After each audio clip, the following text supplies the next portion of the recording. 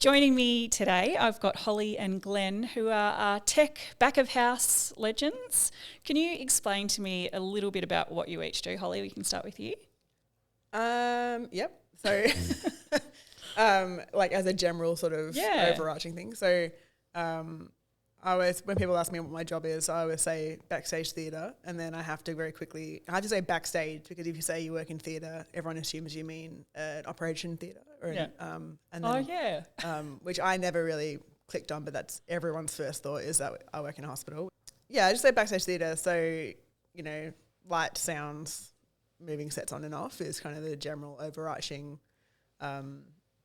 theory of it, I suppose. And it's obviously, it gets a bit more intricate as you go on, but that's kind of the broadest, especially here we do, dance concerts and calisthenics concerts and with, Bluey and all those, the little regional shows that come through, and just kind of doing all the setup for that, making sure they happen, and then making sure they can go to their next venue.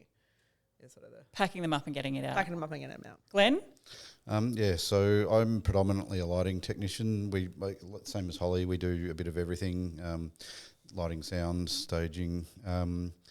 It's mainly about, my preference is doing live bands and things like that these days. Done a lot of theatre and dance and all of that in the past. So we have our years sort of broken down into, we do a lot of commercial bands and some seasonal stuff early in the year. Middle of the year we have a lot of our season, and then towards the end of the year it's dance schools, calisthenics, a lot of community stuff, primary schools, high schools, those sorts of things. So a lot of it's made up as we go, and some of it's very scripted, so they give us notes about what they want.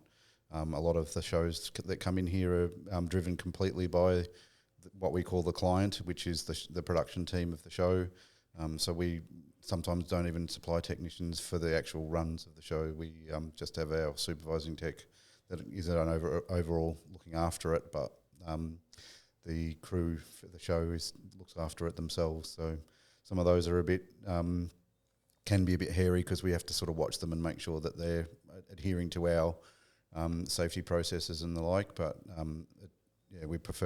most of us prefer to be involved directly in the shows themselves. You're also like, get off our stuff. Yeah, a little bit. Like most of it's they're touring professionals, so they know what they're doing. Yeah, of course. A lot of the show that's coming in tomorrow, which is Bluey, it'll be massively popular. It's almost completely bringing everything in. They're bringing lights in. They won't bring a PA because ours is a very good PA, but the lighting is more specific for the show, so they tend to bring exactly what they want in. But yeah, they're pretty much touring the entire production, so we're helping them set it up and guide and running some of it, but most of it's done by the team themselves. It's a pretty exciting job, and always sounds like it's always changing, always something different and something new. You must be always learning and upskilling what you're doing.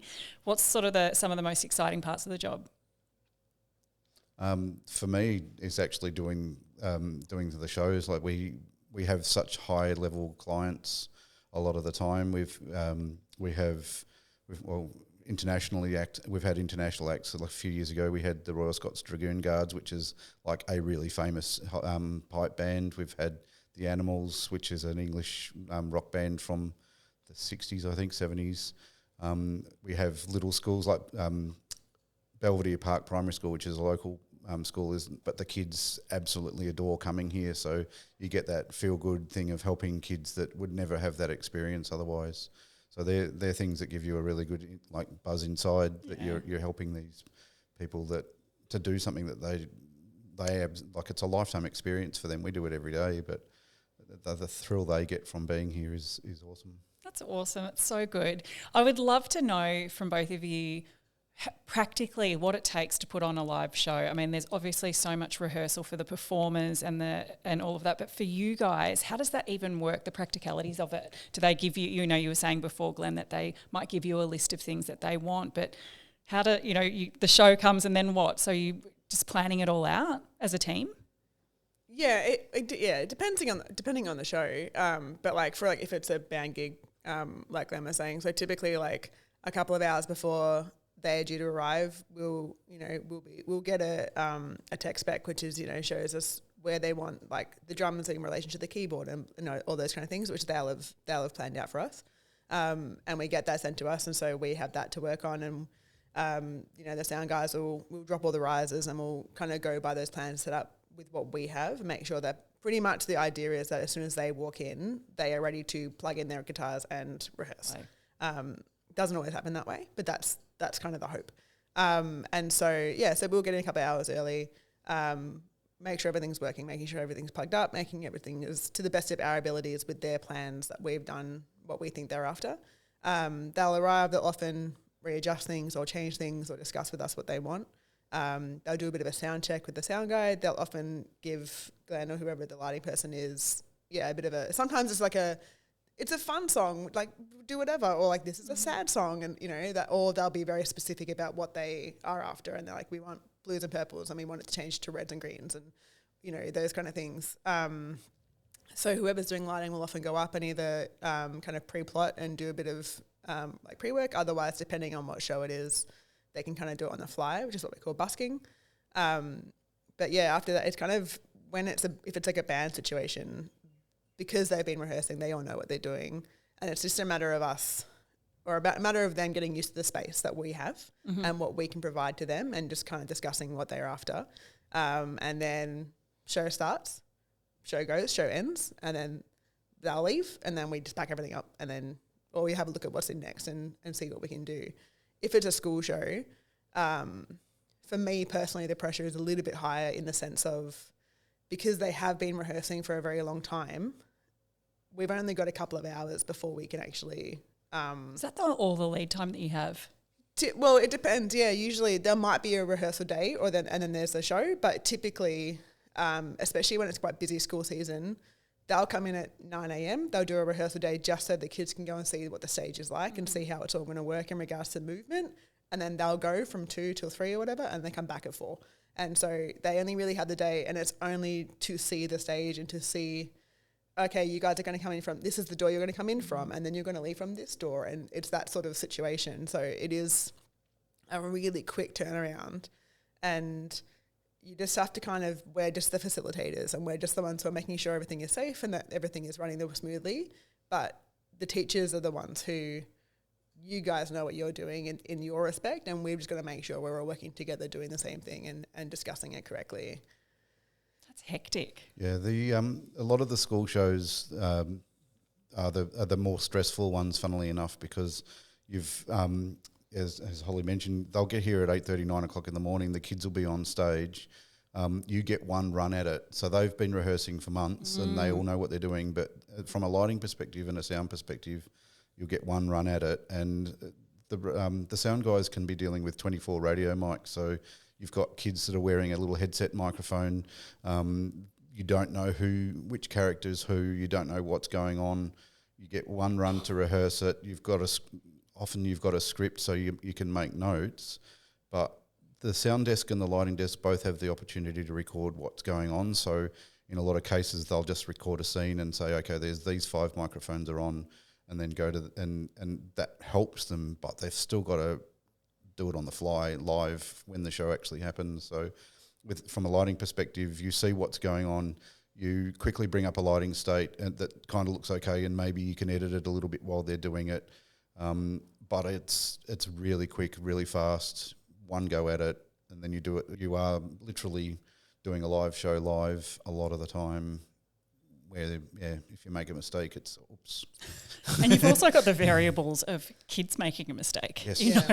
Not sticking to a script or moving off their mark or whatever and being like, oh, cool. There's also a bit of like a translation as well that I think happens that, sometimes if we're speaking tech stuff or whatever, or even just terminology about theatre, it can be like a totally different language to people that are not in our world. And, sure. We'll talk about legs and wings and travellers and people are like, I don't know what it is. I don't know what a gobo is. I don't know what you're saying. Yeah. And it's like, oh, do you want this gobo? That's like, I don't know. Yeah. I don't know what that means. Yeah. And so there is a little bit of like a translation, and it's like, oh, well, the travellers is this. I'll show you, and I'll show you what a border is and that kind of stuff. And so, because with the school shows specifically, like they've got so many other things that they're thinking about because they've got hundreds of kids and scripts and costumes and all that kind of stuff. And when I'm like, do you want the house curtain?